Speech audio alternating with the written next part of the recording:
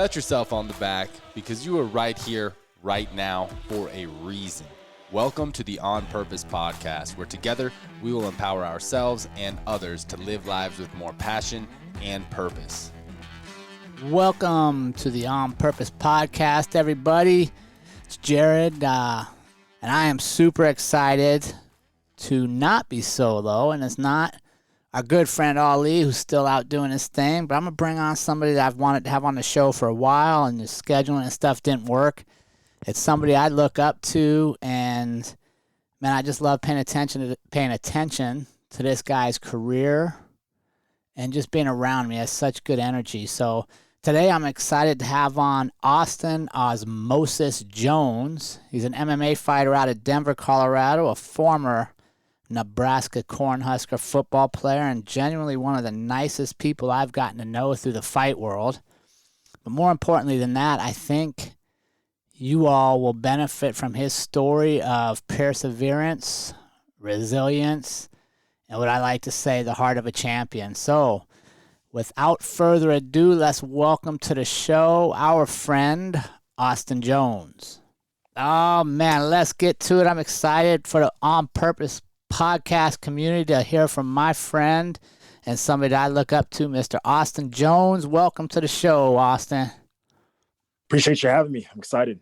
Dude, we're excited to have you here, man. I've been watching you for a while now. It was weird, though, dude. I thought we had our debut fights at the same show, but then on getting ready for this, I looked up. You had a few fights before me when we both fought on the AVM show together. Oh, yeah. That was a good one. Was that, I think. Yeah, Did you fight Vinny Gonzalez that show? Do you remember? Yeah. Because he had like the morning show and they had the evening show, right? So Yeah. I fought for that twice, I think. Yeah. So the evening show, yeah. I remember meeting you at Title Boxing. They had the little press conference day there. Mm-hmm. Yeah. Way back. Those good old days. Yeah. Dude, I love it. It's crazy to think about it. Well, and you've been after it for a while now. Shoot, I was just looking. You got like 18 pro fights?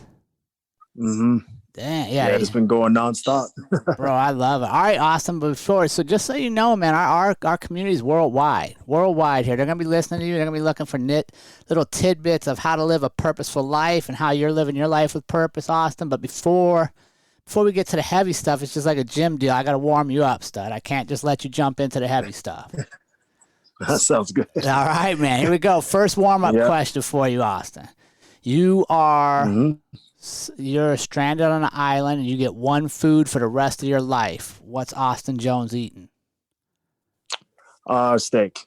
Oh, a steak. Might as well eat good while you're there. Yeah. All right. How you cooking that steak? I gotta know. Good source of protein. Oh, medium rare. You gotta have some pink, right? Yeah. I mean, I used to be a well done. Then it got pinker and pinker, so. well done's jerky, bro. That ain't even steak no more. I know, exactly. Can't even call it steak. It's hard to do now, especially there probably won't be steak sauce on the straight island. So. Oh, yeah, that's true. You like sauce on your steak, or you just like it well seasoned? I like it just well seasoned, just like nice and buttery. So. That's a good steak. All right. Warm up number 2, Austin. You have one superpower. What power would you take? I would probably be super speed. Yeah. Dude, you're already fast. But not super fast. like super fast. All right. Because, I mean, dude, you play football for Nebraska. There's no slow dudes playing on that team. That's true. Maybe I think a cool superpower would be able to like touch a book and then like comprehend it without having to read it, just like in seconds. You know everything about the book. Ooh, that's pretty smart after. Yeah. Yeah, we have. Then you can learn how to do all the other stuff. That's true. Nobody said that one on the 142 episodes. Nobody's wanted instant knowledge. That's a good superpower. All right. Then you can create them all. That's true. That brings us to our third question. What is your favorite book, Austin? Ooh, that's a good one. My favorite book, let me think. It's probably The 50th Law. It's by Robert Greene and 50 Cent. They made like a collab book. And it talks about just facing fears and how to approach life and everything without fear. So, which is, I think fighters definitely need to address that if they're going to conquer like the mental game, so. Wow. What was your main takeaway from that? Was there one thing that stood out to you? Yeah, so there's one chapter. It's called "Move Before You're Ready," and I thought that's pretty much like describes my whole career, because there's been a ton of fights I've taken, a couple days notice, or even just in my fight, not procrastinating in the cage, or not even just procrastinating in life, because all that stuff translates when you fight. So making those small little accomplishments throughout the day, where it's like, I need to do this now, even if I'm not ready, I need to take care of this task. And I'm starting to see that in some of my fights where I'm actually being more proactive. So, dude, I think that's a great lesson for everybody in life, right? Like, so many of us want to do stuff, but we want to waiting for the right time. Yes, until everything's perfect. And as well as I do, life's never perfect. It's never. Yeah, that's good. Oh, I love that. I'm going to put that on our list. All right, final warm-up question here, Austin Jones. You get to sit down and have dinner with one person in history. Who would you sit down with, and what do you want to know? Ooh, in history? So no present? No, anybody ever. Dead, live, factual, mythical. Well, the way I'm feeling right now, I'd like to have dinner with Dana White for sure. Yeah, man. Yeah, what you going to ask him? What we got to do to get this done, get this contract going. Dude, I love it. Well, and by the way, congrats on a huge win on Dana White's Looking for a Fight show, a couple weeks ago? Yeah, and I'm excited to get into that part of the conversation, because it's kind of crazy how it all worked out. So shoot, dude, I'm down. I'm looking forward to. What did you get to say to him? I saw a picture of you near him. I think you posted it, maybe. What'd you say? Yeah, so was, Mike the Truth Jackson was taking photos there, and he snapped a photo. He jumped in the cage and got a photo of it. But he, when I got the finish, I heard him yell outside the cage, "Good job!" And then I saw him walking in, and my coach was like, "Oh, go shake his hand." I was like, "Oh yeah, you already know." And I just went up and told him, I was like, "Hey man, like I've done 5 fights this year. I'm not the type of fighter to sit out. So I need to stay busy." He's like, "Yeah." He's like, "Great, I'll be watching." So I'm like, that's all I needed to hear. Dude, that's so awesome. For those of our community that aren't necessarily fight savvy yet, Dana White is by far the most powerful man in mixed martial arts world. So for sure, getting a little one-on-one time with him and getting a huge win in front of him is awesome, Austin. So congrats on that, and we certainly hope that springboards you to the next level. I appreciate it. And, in that moment, I'm still kind of on cloud 9 thinking about it, because it wasn't easy to get to that point. And I think a lot of people think like this one fight is like, you put everything you got into it, but it's all the preparation when you first put on, a pair of gloves and shin pads, like all that led to that opportunity. And yeah, we'll get into it, but it's we'll share it. Crazy how it let's just go to that. I mean, that's a huge one thing I love about you, Austin, and I see it in your social media, and you just carry yourself this way, is you stay ready for opportunities in life. Like, you're not a guy that's sitting around saying, "I'm gonna get ready when an opportunity shows up." Like, you're always ready, waiting for an opportunity. And so tell us, how did you get this? Because you said it was on short notice. Yeah, man. Like, and I honestly have to give, a lot of credit just to my team at Factory X, because I mean, I wouldn't just have this mindset if it wasn't for them. They're there, pushing me hard. And, on my worst day, they're there to lift me up. And on my best day, they're there to keep me humble. So I think that's what brings the best out of our gym. But yeah, it was crazy because, this whole year I've been taking just like short notice fights, and, "Hey, are you ready? And I'm like, "Yeah, I'm ready. Let's do it." And, a couple fights didn't go my way, but those were just lessons, so and there even before that fight, like I almost had an opportunity with Bellator, but they ended up picking up another guy to fill in that spot, but I was ready to take that one as well. But it was just a matter of staying in the gym and staying ready. So here's how it kind of gets crazy, because I was on the undercard for this Fury fight, and Dana White, he was late to the show, so had I fought on time, he wouldn't have got to see me fight. So, the boxing commission comes up to me and they're like, "Hey man," he's like, "I got some bad news." I was like, "What's going on?" Like, what? Obviously there's bad news. We're about to go fight, But he comes out to me and he's like, you're going to be the swing bout if this fight doesn't end in the first round." And I knew I had a great feeling about it when he said that, and I was like, yeah, let's go. I was super excited, because I was like, Dana White's going to be able to see me fight finally, so it's crazy how it all worked out. And then in the back of my mind, I was like, I earned this moment. I worked really hard for this fight, even just the fights before that. And this is a sign, like me, moving me to the very last fight of the night should not discourage me. This is exciting because, save the best for last, Dude, isn't that funny So- though? Like some people take that as like, oh, I gotta deliver bad news. And you took it as like, this is the news of a lifetime. I've been waiting for this kind of news, dude. I'm gonna fight in front of him. Like that's what I'm here for. And it's like, it's crazy because like even I wouldn't even been the swing belt had it not been for like fighters, that didn't make weight and didn't get to fight, So it's like it's also lesson learned. Just even though it went well for me, it's a lesson learned just in general for all fighters. It's like make that weight because you never know who's going to be there to watch you fight. Like what if Dana White was there and nobody knew, you missed weight and you missed your opportunity, So you should assume that he's there every time because, especially now that there's every fight gets recorded, so technically they are still watching, Yeah, every fight you take is an audition for the next big thing, right? Yep. You just never know when your time's going to be, but you got to get there, so you got to make that weight. No, I love it, dude. All right, so talk to me about, let's go back in time a little bit. I always kind of want to know, how did you end up at Nebraska for football? And what was it like going to that environment?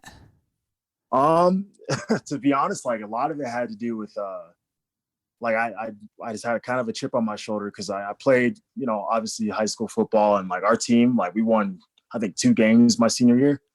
And just like a lot of schools weren't really looking at me, man. Like it just is what it is, Yeah. All the recruiting coaches typically go to like the big time schools. And so I had no offers going into it, but I still made sure I kept decent grades in school, and like I still wanted to go get a degree, and Nebraska accepted me as a student. So I was like, well, all right, well, I'm just gonna go ahead and just try out and just see what happens, So ended up trying out. It was scary because you're enrolled in school, like they don't try you out like before the season starts. It's during the season. And so and like a whole transition period, and like if you don't make it this season, there is no like, oh, there's trials next week. It's you get one chance throughout the whole year to make the team. Yeah. So I went out and did that. We did a typical like combine style thing, ran a 40, did a pro shuttle, got past that phase, and then we had to go do like actual drills. And go before college, like I was really working on that stuff, speed ladders, catching balls, because I knew like I got to be able to still play football if I'm gonna make this team. So I caught all the passes. Like I think the last drill we did was we had to run a fade route, and I think like half the guys dropped the ball, and I was like, I ran as hard as I could and caught it, and still didn't know what was gonna happen after. Like, oh, I assumed nobody was gonna get picked. So I'm like, yeah. The recruiting guy who ran the tryouts was like, hey, we'll let you guys know. We'll call you, let you know what happens. And so I was just, chilling for like a good like week or so. I was like, I don't know what's going on here. And then I got a phone call. I was like, hey man, you made it to the team. Congratulations. And I thought like, oh, this is cool. I'm on the team now. Like I'll start up next week. They're like, nope, you're going to be at practice for strength and conditioning at 5 a.m. tomorrow. Are you ready? And I was like, yeah, I'm ready. And I overslept. But I was so scared. Like I ran to, I sprinted to the stadium because like the dorms are right by the stadium, but it was a good, probably like a 3/4 miles. So I sprinted, just heart pounding. It's like, I made the team and now I'm cut. But, the strength coach, he cussed me out. He's like, what are you doing? He's like, he was cool about it. And let me back on and let me train and everything. And next thing you know, I was practicing and slowly worked my way, to the practice squad, and then got to the travel squad, and then ended up lettering 3 years. So, dude. But yeah, How it was just crazy. How was it to practice against? Because you had some NFLers you were going against in practice. Yeah.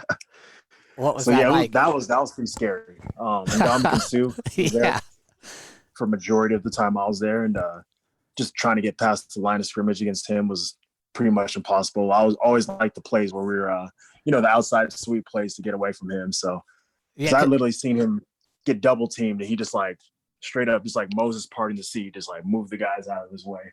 So yeah, because it's practice squad. You're basically the dummies for the first string, right? Like you're running the opponent's offense so they can get ready for you.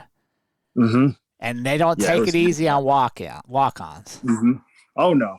And so like during the season, like my first couple of years, like it was straight up scout team, giving them looks and stuff, getting thrown around a bit. But what really helped me too was like during spring ball, that was like your chance to shine as a walk-on, getting on special teams and then you got to actually get some playing time for the spring game. So that's when I started to stand out, scored a touchdown, I think 2 years in a row in the spring game. And then I started getting on that travel squad and kind of going from there. But, dude, traveling with them's got to be just first class. Oh yeah. It's the high life. Plane, it was cool. Private plane, meals at the hotel was nice. They definitely spoil college players. And then tell me that one of the things. So I was looking through, man, and like the one thing that always stands out to me, Austin, is you're just a good person. No matter what success you've had or obstacles you've overcome, you just have good energy when you're around. Like people want to be with you. And I noticed that you won the Brooke Behringer you were on the Brooke Behringer citizenship team. Mm-hmm. What did that entail, and how did you get on that? That looked like that was like your senior year there at Nebraska. Yeah. So it was pretty cool. So like I think especially during Christmas, we'll have because we have like the bowl game and all that good stuff. We'll do volunteer work. That's like mandatory once a year with the team at Nebraska. Yep. And I kind of enjoyed it. Like we went to Children's Hospital, got to meet some kids and all that fun stuff. And then the life skills runner, his name was Keith Zimmer. He ran the whole life skills program for student athletes to, if they would want to actively go out and do stuff, but he would always plan stuff that was mandatory for the team anyways. And I saw like they had an award for the Brooke Behringer Award. Like if you just volunteer in the community and you're just, maintain a grade point average and you're just overall good person and good person for the community, you can be a candidate for this award. And I was like, all right, cool. Like I like to volunteer, do all the charity stuff. So went ahead and did that and got nominated for that and got the award. So it's still hanging up in my mom's wall. And that's one of her proud moments of me being her son. So dude, I love it. I think that's everybody's goal in life, right? Is to make mom proud of us. So what, and it's hard as it's hard as a student athlete. Like we barely have time to do anything really. So it's like being able to take our time out and help the community makes things a lot easier, takes some stress off and all that good stuff. And sometimes there's a way to get out of practice. And what did where did that come from in you, the drive to serve others? And because I'm even looking back and like you were getting awards and stuff in high school for the same kind of behaviors. Where did that come from to you? I think my mom she always told me like your name, your work represents you. So if you're gonna have a name, you want to maintain your reputation and just help people, So you just never know. One little moment, one little, couple minutes of your time can change someone's whole perspective in life. And it's happened to me plenty of times. So it's like, it's nice to just pay it forward to people. And not everyone gets the privilege to do what I do, So it kind of gives them a little bit of hope and just always, you're just like, you're in a position where everyone's watching too. And the last thing you want to be is just a jerk, because people look up to you, whether you think so or not. There's always somebody, and you want to be a good influence too. So, no, I love that, man, and I think you're absolutely right. Like if we all walked around Earth knowing that, like, hey, somebody's watching how I'm going to treat this person, or somebody's watching what decision I'm going to make here, we would probably act a lot differently towards one another. Oh yeah, and you never know. You might trade places with that person. That's how you gotta. Life is not just like this. We all know this is not just this set plan we have in our mind. Typically, that's a fantasy. So, some people might have just had a hard go at life, or they're at the wrong place at the wrong time. Because I did a bunch of different versions of reaching out to the community. Like we went to prisons, we went to Children's Hospital, We went to like a wheelchair. We played like basketball wheelchair stuff. It's like a wheelchair basketball program with kids. Um, all types of stuff. Yeah, like fighting cancer.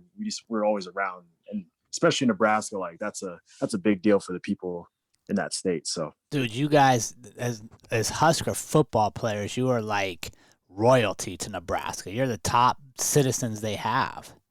oh yeah, You know, every time I go back, I mean, yeah, well, you know, if you have friends from Nebraska, like no matter where they live, they still fly the Nebraska flag and wear their Nebraska shirts, and everything's still Nebraska.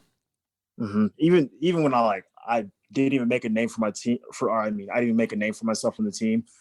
Like they're still like, hey Austin Jones. I was like, dude, I haven't even played it down yet. I don't know how you know me. I love that, man. What how did you feel when you'd give back like that, Austin? When you would show up knowing you're representing Husker football or just the Jones family and your ability to give back, what was in it for you and what did you take away from that? I just like being around people that are kind, and I try to do the same thing, you know. And yeah, it just always felt like a responsibility, even if I didn't quite understand it. It's like people are watching and people look up to this whatever realm that I'm in for a reason. And it's the last thing you want to do is make people feel bad about it, because then, you know, you're only making it hard on yourself. Yeah. You know? And I know in fighting it's a lot different. Like you want people that hate you and you want people that love you. That's when you make the most money. But at what cost, you know? Yeah, let's talk about that, because I agree. I think you and I are very similar in how we conduct ourselves as professionals, and that we do care about other people and we do enjoy serving others. But you're absolutely right. In MMA nowadays, it's, you know, the biggest assholes are drawing the biggest checks because they create controversy. So how do you stay true to yourself, Austin? Because you've stayed true to yourself. Like I've never seen you deviate. Like anytime I'm around you, you're still the guy you've always been, as far as I've known. How do you stay true to who you are and who you want to be while pursuing the path you're on? I think just being in athletics my whole life has kind of just taught me that, like, you're never as good as you think, you know? So there's no reason to act like it. And a lot of times when you project that, it's like you feel like you just, like, I feel like when guys talk a lot of trash and stuff, yeah, it sells a fight, but like, it's almost like you feel like whatever you're doing as a fighter is not enough. You have to do something a little extra. And a lot of times it ends up wasting energy and you're kind of focused on the wrong things. But I can totally get it. You know, everyone's different, but I can totally get why certain guys do that. But a lot of times it doesn't seem authentic because, you know, like guys like Conor McGregor or like a Floyd Mayweather kind of already introduced that stuff. And if you see everyone else do it, it's like, you're no different than, you know, people can tell when it's not authentic, you know. So For sure, they see. But right at the end of through the it. day, like your work has to back it up. So But like your mom I told don't feel like you, I'm there yet. like your mom told you, Austin, like your name carries you, right? And your name represents you and all your family. And I just did an episode, I think it was last week, called "Fake Nothing, Earn Everything," and it was kind of challenge that fake it till you make it mentality. And one of the premises I operate by is if I fake it and I fake who I am and I fake trash talk or I fake having fancy sports cars, when I get to where I want to be, is it really me there or is it the fake version? And I've never wanted to arrive fake. Like I want Austin Jones, like when you meet Jerrod, when you get to run into me whenever, like you should know who I am. And that's the funny thing too, because it's like you could do all the glamour stuff and put more time into your social media than your training and all that stuff like you want. But the guy you're facing, what if he doesn't care about any of that stuff? And he's just like, I'm here to get the job done. Yeah, I love it. You know, so and even those in are the life, ones you got to watch out for. For sure. Well, and that's the same in life, Austin. Even outside the cage, the people in life that are showing up, putting in the work every day, are the ones that are going to get ahead. Not the ones that take the most filtered selfies or post the most crazy things, but they aren't working. You know what I mean? Like, fight or no fight, life is all a fight.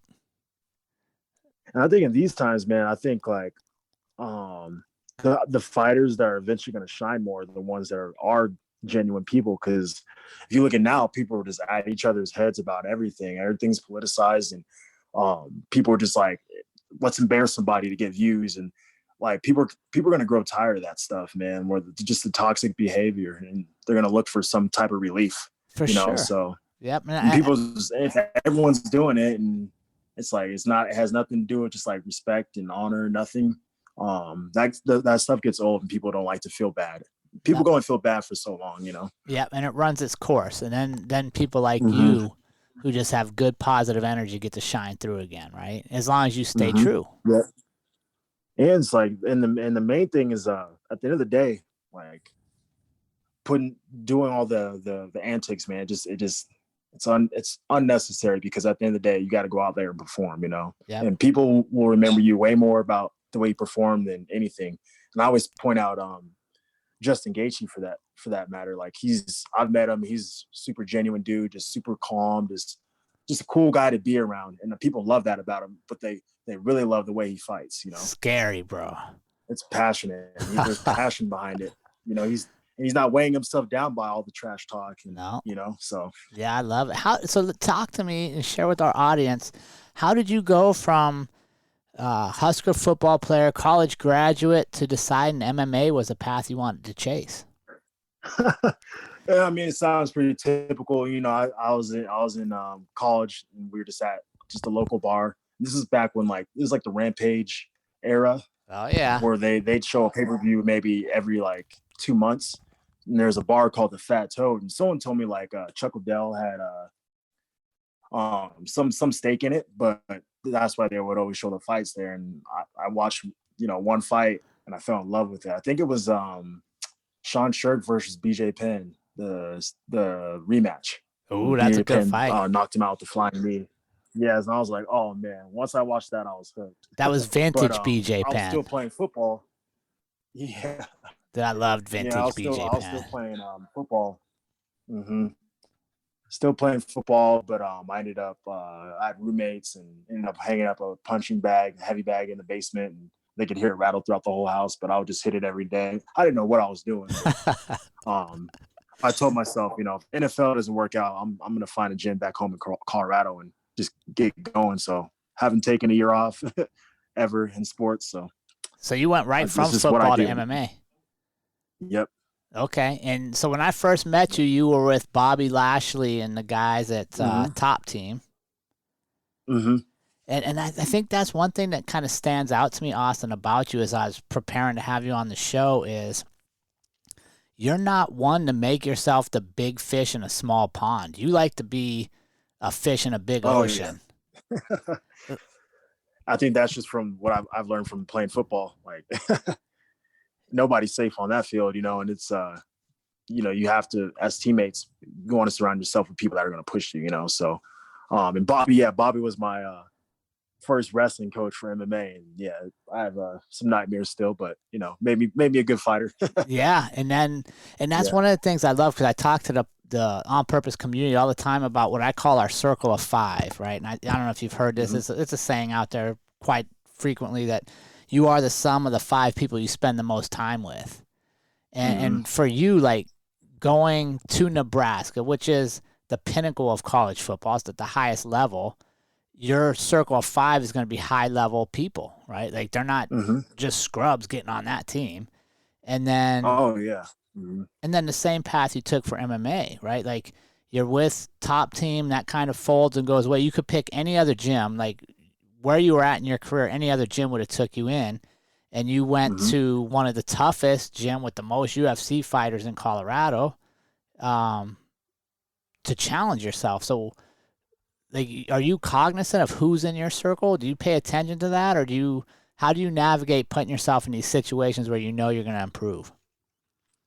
Oh, big time. Yeah, it just kind of comes back to just what we were talking about is you just really observe about, are these people here to push me, or are we just here to have fun and crack jokes, and you can kind of, no matter where we go in life, we can sense that, people that are about their business, and they're there to work hard. And one thing I noticed about Factor X, because I visited a couple of times before that, was I didn't see anyone just winning every single round in there, and I was good. that's how I knew yeah, this is a good gym to train at. Because if it's just one guy and he's just beating everybody up, he probably needs to leave that gym too and go train somewhere where he'll get pushed, you know. So I just knew like, oh, there's great wrestlers there. Like Ian Heinisch was there, Chris Camozzi at the time when I first got in there. Like all these tough guys, different styles.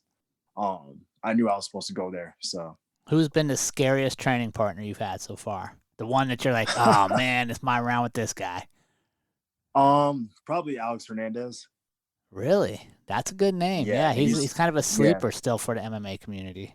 And I think like just watching the way he's progressed, and he's definitely, people are in for a pleasant surprise because he started pretty hot, you know, in the UFC, and had tons of tough fights. Like Cerrone was one of his opponents. Dariush was another one. Yeah. But now I think he's really breaking through some stuff mentally. I'm just like seeing it. He's tough to deal with. Yeah, that's awesome. Even though he's weight class lower than me, so still gives you fits. Yeah, Josh Frim's another one too. And honestly, everybody, Cody Brundage, I can keep going. Dustin Jacoby.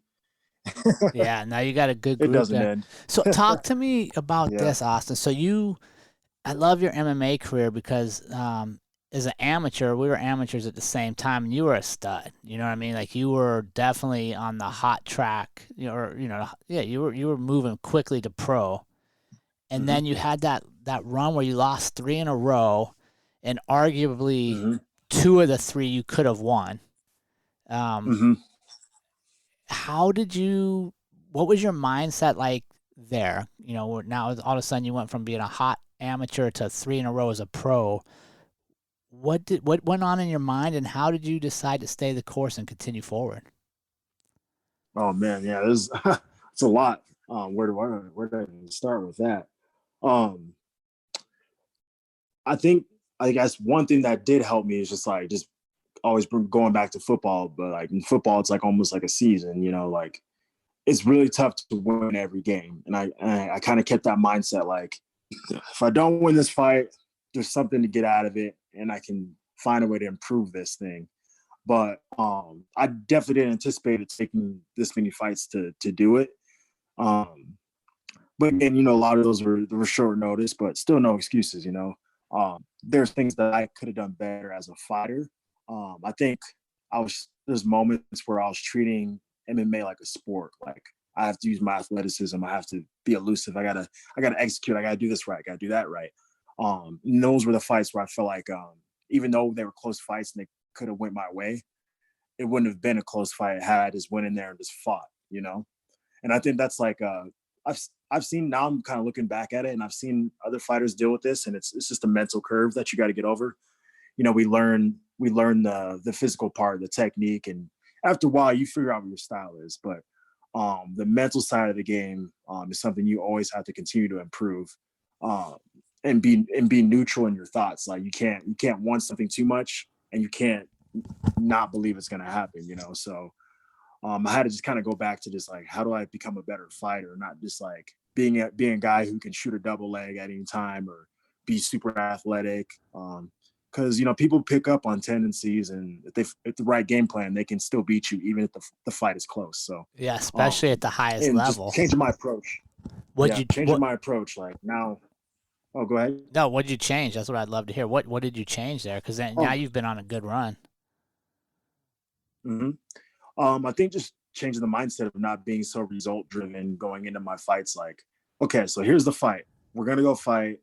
Either there's gonna be a winner or a loser. Like, and that's my mindset now. It's like either someone's gonna win, someone's gonna lose, and what I'm gonna do is I'm gonna try to do everything in my power to get my hand raised.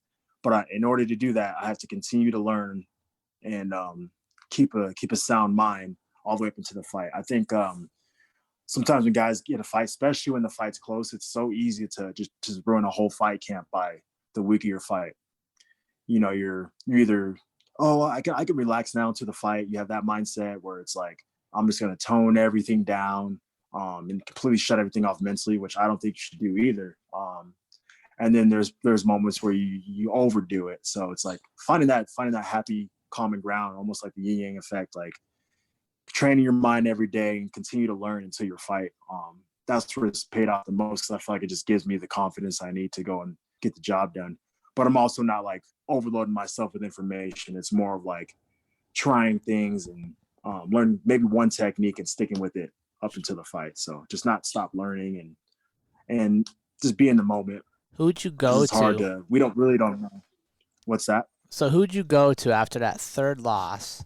Because that would have made you 2-3 as a pro, which is like more losses than you ever had as an amateur.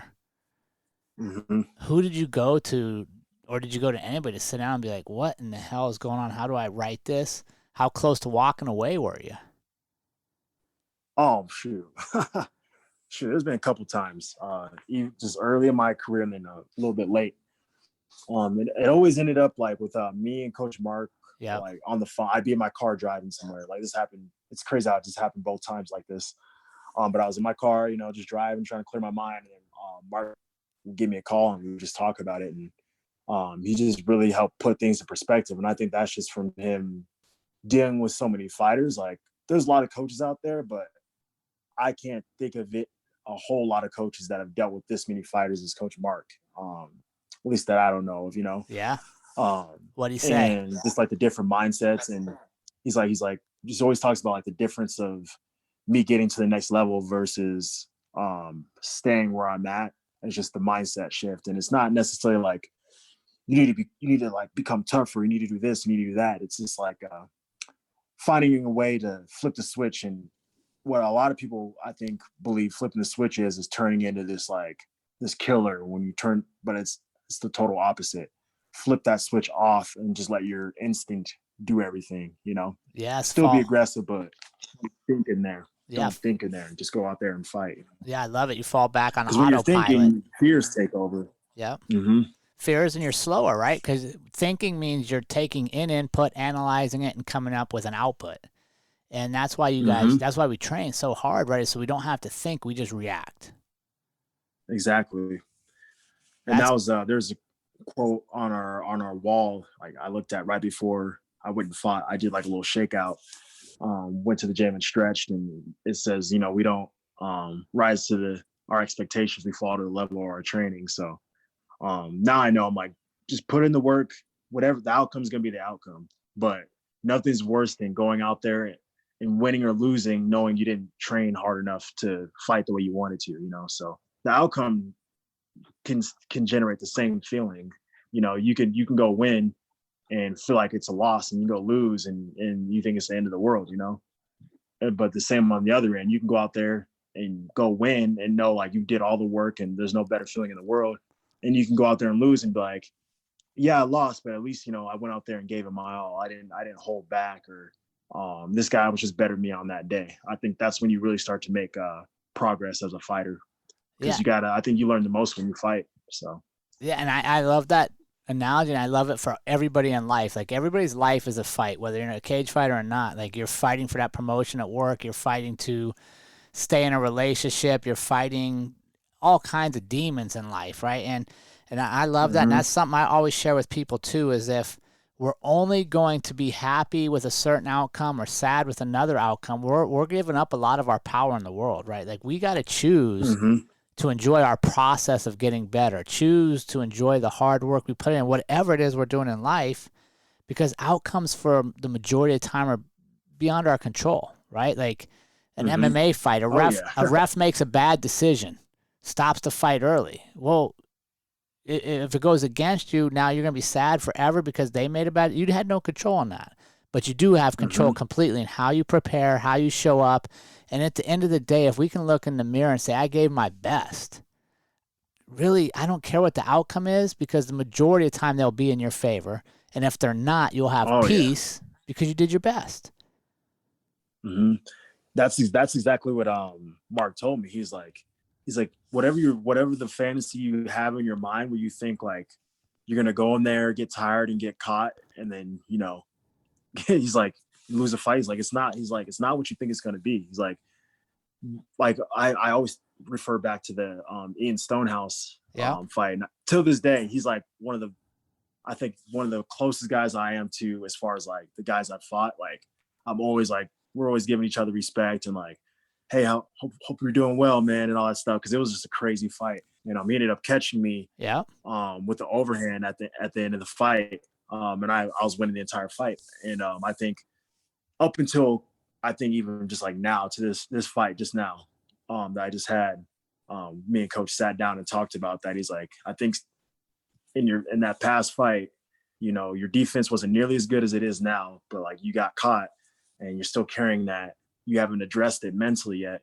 He's like, this time around, he's like, trust me. He's like, it's not going to happen. You got to commit, and your defense is way better than it was before, So I think we tend to beat ourselves up too much, and the next fight you should be better, Yeah. So like, why think back on that last fight and think, oh, I'm going to get caught again, or I'm going to get subbed again. When you start thinking about that, it's like, it probably is going to come true because you're recreating those memories in your mind versus going out there and like, it's telling yourself, not today. This is not happening today. Like, I'm going to go get my hand raised. Yep. We always have a choice, right? We can envision what we don't want to happen to us, or we can envision what we want to have happen. Mm-hmm. And the truth is, it still could, but you might as well try to think about something good versus, accepting it. Absolutely. Yeah. Our minds are powerful. Mm-hmm. I love that. And Coach Montoya is by far one of the best. And I always loved, I hated competing against you guys constantly because I like you guys, but I loved competing against him because I knew like if we won against him, then that said something for us. And he's just a good dude. Like I just always enjoyed being around him. And I think you're right. Like it's funny that he called you twice on drives when you were having thoughts, because I think the universe puts people in our path for certain reasons. Mm-hmm. And I think it's a hard phone call for a fighter, and I think it's even harder for a coach, because like to know the right things to say to the fighter, and like a lot of times like anyone outside of fighting, we all know this as fighters, like there's nothing they're going to say that's going to make you feel better, but like hearing it from your coach when he could be spending time with his family, the next day of the fight, he'd call me right the next day after it happens, and we talked for like a couple hours, that's not an easy phone call for either person. So, and, you need to hear the truth, not necessarily, hey buddy, it's going to be okay. It's like, I want to hear the truth if I don't win. I need to know like, hey, maybe I need to fight harder, or I need to be more, I need to maintain my balance next time I fight. Like just truths is what you need to hear in that moment, even if it sucks, but it does suck hearing that stuff initially, but then after the phone call, I always end up feeling better and hopeful to go do better next time. So, well, and somebody cares, like he cares enough to have the truth with you, to share the truth, because and then the truth is where we grow. And I think too many people in our society only want to hear exactly what they want to hear. And the reality is we're going to grow more from having people to give us truth than we are being surrounded by a bunch of people that just say yes to us all the time. Because those same people, when you lose, they got everything to say that you did wrong. They're off to the next unbeaten guy saying yes to him, right? Yep, exactly. So, well, I love this, Austin. I now talk to me about Austin Jones, the coach, because I see you're doing a lot of coaching now. What are you coaching, and how's that been for you to kind of go full circle to where you're giving back again? Oh man, well, I love it, man. It's just and I feel like when I'm giving back, I'm also getting better as a fighter too. So I think just being a little bit selfless will ultimately get you the things you want, so you don't have to be this selfish fighter and everyone's got to do everything for me. It's like when you give back to the program and you give back to students that are trying to become just like you, you build a great relationship with them. They become great fans. And honestly, like some of my students, I'm like, dang, like, where'd you learn that at? Like, I'm learning from them. Like, I think more times than the things I'm teaching, because I teach the beginners jiu-jitsu class and I teach the beginner striking, but I love doing that because I'm still focusing on the basics, but I'm also seeing like how people, even just like their personalities kind of determine their style, and just kind of seeing all these little things. And people invent stuff all the time without them realizing it. It's just like it's like I'm learning while I'm teaching too. So, and it's like, I think fighters definitely mistake, you can make this your lifestyle, and teaching kind of helped with that. And like now I train people one-on-ones, and that's another source of income. So the sport is like fighting is, I really think is a very small part. The actual fight is such a small part of this sport. I think fighters are doing themselves a disservice by not making, more business around themselves and also learning how a gym is ran, because you're not going to be able to fight forever. So at least if you're working in the gym and you're, handling some management stuff on that end and dealing with students interacting, if you do want to open up a gym one day, you kind of have an idea what it should look like. I think you're absolutely right. I love hearing that you are putting yourself in position to have success beyond the fight career. But honestly, we wish you the best in the fight world too, man. We're hoping Dana gives you the call and gets you on the big show, because you have put in plenty of work, my friend.